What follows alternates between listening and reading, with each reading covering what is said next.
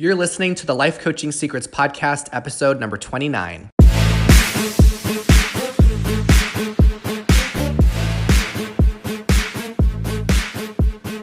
Did you know that life coaches are needed now more than ever?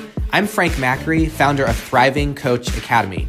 I've trained over 1,000 coaches and helped them launch their own successful coaching businesses. If you want to make an incredible income and impact as a coach and have a lot of fun doing it, I'll show you exactly how to get it done. This is Life Coaching Secrets. What's up, coaches? In this episode, I am going to share how to make your first $10,000 as a coach. I'm super pumped to break this down for you. And what inspired this episode is a recent interview that I was invited to be a part of. It was for Authority magazine. They were interviewing some of the top life and business coaches, asking what were the strategies that I implemented in my business in order to get it to the level that it is now. So one of the questions that came up during this interview was, what are the habits that played a role in my success? And when I was first posed with this question, I thought, I got to think about that. Habits. What were the habits that helped me in my journey when I was getting started?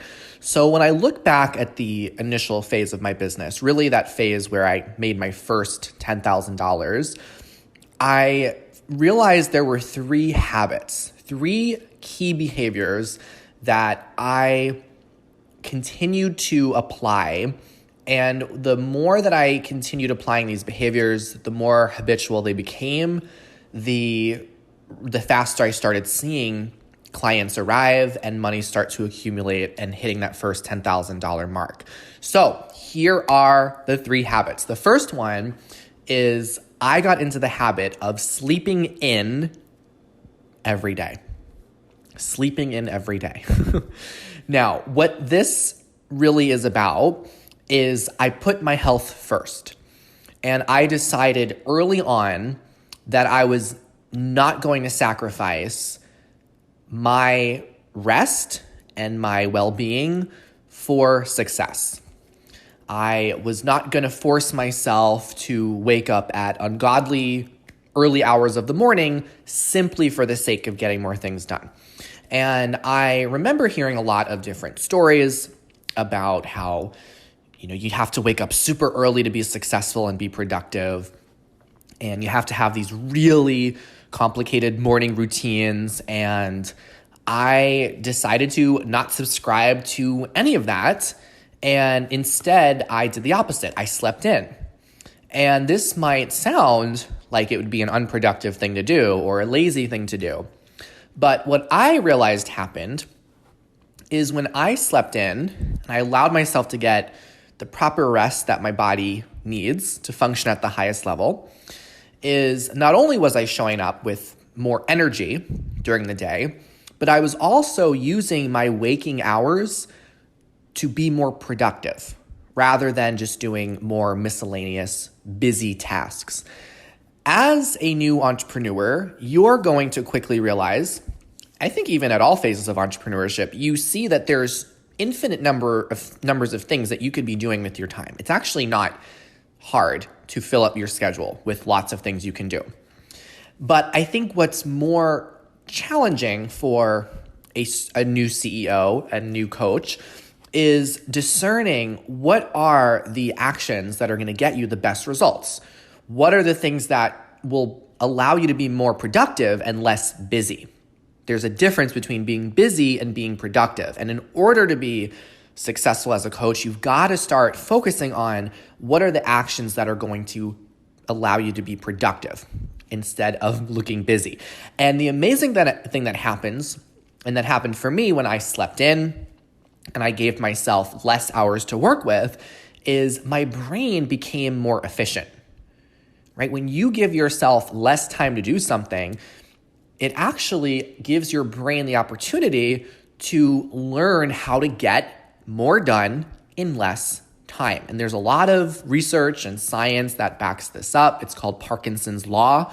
So the amount of your brain will fill up the time you give it with things to do. So you could give your brain more time to complete a goal, it will find more time to complete the goal. If you give it less time, it will find out ways to achieve the goal in less time. So that is the first habit that I implemented. I put my health first. Now for you, it might not look like sleeping in every day, but I think the important habit to create for yourself at the very beginning is putting your health first and not sacrificing your health for the success of your coaching business. I think one of the biggest limiting beliefs that a lot of new coaches have to confront and challenge is the idea that having more success is going to require more work of you. When I tell coaches that you could very easily double whatever you're earning in your current job right now, it's so doable for you to double that as a coach. We see coaches doing it all the time. A lot of coaches hear this and they think, whoa, well, that means I'm going to have to put in twice the amount of hours into my work life. I'm going to have to put in twice the amount of energy and effort. And that sounds very exhausting. And I don't want to have a life full of all of that energy and exhaustion. And I think that while this might be true when you are working for someone else, it's not true when you are working for yourself, right? When you work for someone else, usually when you are promoted, when you're moving up the corporate ladder, you are paid more, but you're also expected to do more. And this is where a lot of people face and experience burnout when they're in 9-to-5 corporate jobs working 40, 50, or even 60 hours a week. When you work for yourself, you get to design your life. You get to choose how you fill your calendar. Now, are there entrepreneurs out there that work themselves from sunrise to sunset, spinning their wheels constantly? Absolutely. There are some entrepreneurs that decide that's how they want to play. They want to hustle and hustle and hustle and grind and grind and grind. What I am inviting you to think about is that it doesn't have to be that way. And I decided for myself early on that I was not going to have that kind of approach to my business because I didn't think that was healthy. And I also didn't see that being sustainable. It might be helpful to get you short-term results, but in the long term, how is it going to sustain you? So prioritizing your health and also realizing that you can make money working less time. You can make money working less time. Just try that thought on for you. If you're worried about becoming a coach and you're not really sure if you're gonna be able to have the effort to run your own business, what if you knew that you could make more money and work less? When I look back at my careers and jobs I've had, there were times where I was working many more hours, making significantly less. Whereas now, as a CEO, over the years, I have actually found that I'm working less and less hours as time goes by and my business continues to grow because it gets more efficient. It learns how to eliminate the busy miscellaneous tasks and just focus on the activities and the actions that really matter. Okay, so that's the first habit. The second habit this is a fun one. I got into the habit of embracing awkward conversations with strangers. Now, as an introvert, I still consider myself to be more on the introverted side. This was really difficult for me to get into. I used to dread talking to strangers. I didn't like small talk. I kind of preferred to just be in my own solitude or just be around, a small group of friends. But as a CEO, as an entrepreneur, as someone who needed to market my own business, I realized I had to push myself to start talking to people. And there's something really beautiful that I started to get into when I began having conversations with strangers and realize how much beauty there is in that awkwardness. So if you're someone who, whether you're more introverted or you just don't like the idea of talking to strangers, of starting to have these conversations where you're eventually going to maybe invite people to hire you, I want you to consider this. This was the question that I considered that really transformed everything. The question was, is it worth it to have a few seconds of awkwardness if it means I could potentially transform this person's life?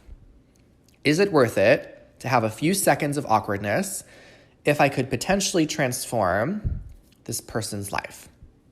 And the answer was always yes to that question.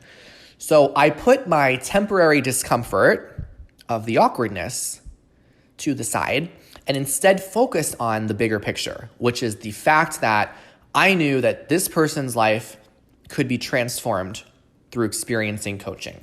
I know that the coaching process will be the best investment they make in themselves, and it will open up so many new possibilities in their life. And when I focused on that, the idea of there being just a brief period of awkwardness no longer got in the way. So yes, it is awkward to talk to new people. It is awkward when you are sparking conversation for the first time. And also, that awkwardness is so small when you think about the bigger picture of how someone could really just have their whole life changed. So you're going to have a lot of not so great interactions with people especially when you're getting started. And it's so important that you have some interactions that are awkward or they don't really go anywhere, because that failure will allow you to learn. It's going to give you lessons. And when you have lots of failures and you have lots of learnings, when you add those two together, what do you get? You get lots of money. Failure plus learning equals money. So another reason why it's important to embrace having lots of awkward conversations with lots of people is when you get into this habit of doing that, you will be able to reinforce the fact that you are a coach. So there's your life before you're a coach, and then there's your life after you decide to become a coach. And it might be difficult. I find that it's very difficult for a lot of coaches to put themselves out there as a coach because they don't believe that they are a coach. Even if they've, been trained and even if they have amazing coaching skills, they haven't enforced this self-concept. They don't fully see themselves as a coach because they still see themselves as who they used to be. And they might only be having people in their life that reinforce that past version of who they were. So when you are a coach, one of the benefits of meeting new people who have no prior concept of who you are is that you will have the opportunity to show up in this new way to new people. You get to show up defining yourself as a coach. That becomes the way that people start to see you. Now, there's people in your life right now who already know you. Maybe they know a lot of the screw-ups that you've had in the past, and they just know like all of the inadequacies that you might have or some decisions you made in the past and yada, yada, all these different things that are not really helpful. When you meet new people, it's like a blank canvas. They don't know your past. They only know what you offer them, what you tell them. So when you can meet someone new, you have the opportunity to define yourself as a coach. And the more you do that, the more you're going to also start believing it yourself. And the easier it's going to be for you to have lots of awkward conversations meeting new people. So it's important to make a habit of prioritizing the time that you are spending being with new people, meeting strangers, rather than just connecting with the people that already knew you before you became a coach.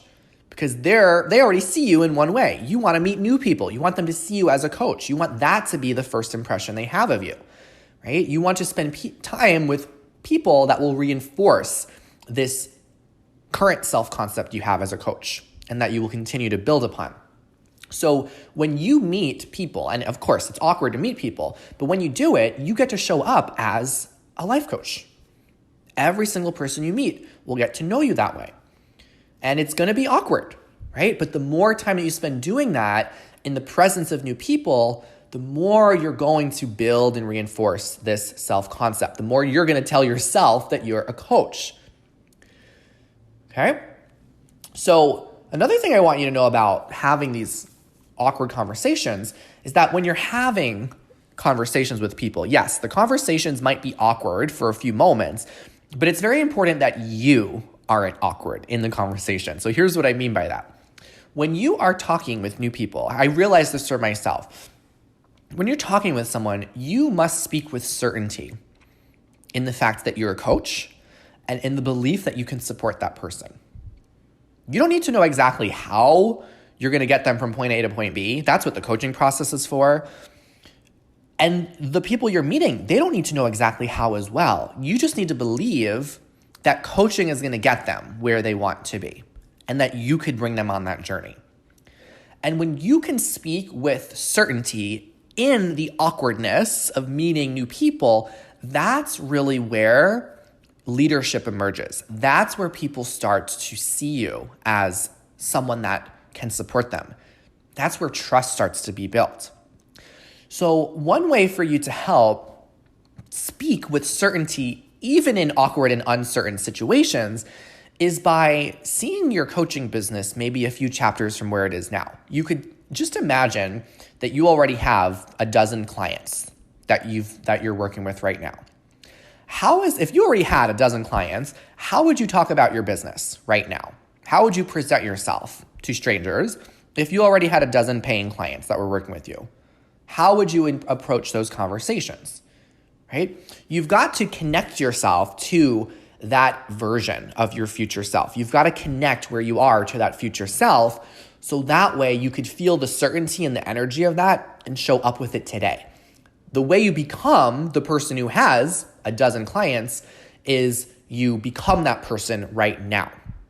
So that is the second habit. It's embracing the awkward conversations with strangers and remembering to bring a level of certainty even when you're experiencing that awkwardness. The third habit that I realized helped me hit my first 10K, and I believe will help you hit your first 10K as a coach, is the habit of asking for support. This is so big. When I got started, I was very stubborn and I thought I would figure everything out on my own. And I knew that there were people that I could hire and programs that I could enroll in to help me, but I just decided I was not going to try it. I was going to just wing it and hope and pray things worked out and just read some books about coaching, watch some videos online for free. And I wasted so much time doing that, just trying to reinvent the wheel. So one of the ways that I see this now is if you were lost in a forest and you had no idea where you were going, and then someone came up to you and said, here's a map that's going to show you exactly how to navigate through this forest to get anywhere you need to be, what would you do? Would you say, no, I'm good, I'm fine, I'll figure it out? Or would you take the map if it's being offered to you, right? Hopefully you take the map. And I cannot emphasize this enough, right? When you are looking to succeed, it's not a matter of really if you are capable of succeeding, because it's inevitable. Your success is inevitable. And if you don't already have that thought, I invite you to just try that on. What if for any goal you have in your life that's incomplete right now, you believe your success is inevitable, period? The only thing you've got to ask yourself is how willing are you to receive support? What will it take for you to receive support when it's offered to you? And I believe that, you know that the student is ready when the teacher appears, right? So the student is ready when the teacher appears. So if someone presents themselves to you and they're offering support, if they have something that will benefit you, if they have a roadmap that will give you and bring you to success, you say yes to that. Like you lean into it. And I also can't emphasize this enough. The best coaches have coaches, right? The best coaches have people that coach them. I still have coaches that I work with every single week who coach me on all kinds of things going on in my life.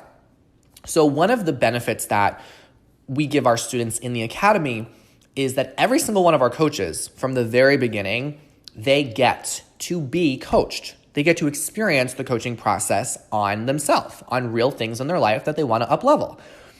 And what this does is it allows coaches to not just have their own breakthroughs and their own shifts in their life, but also believe more in the coaching process, right? So the more that a coach receives coaching and invests time and energy and money into coaching, the more value they have for it, the more they respect the craft of this work, which is going to make it easier for that coach to then confidently talk about it with people that might be interested in hiring them. So it just all becomes a loop of prosperity.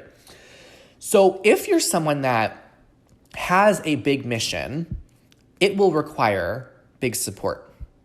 And I believe that if you have a big mission and you realize it's going to require big support, you deserve the best possible support that you can get. You deserve the best possible support that you can get, right?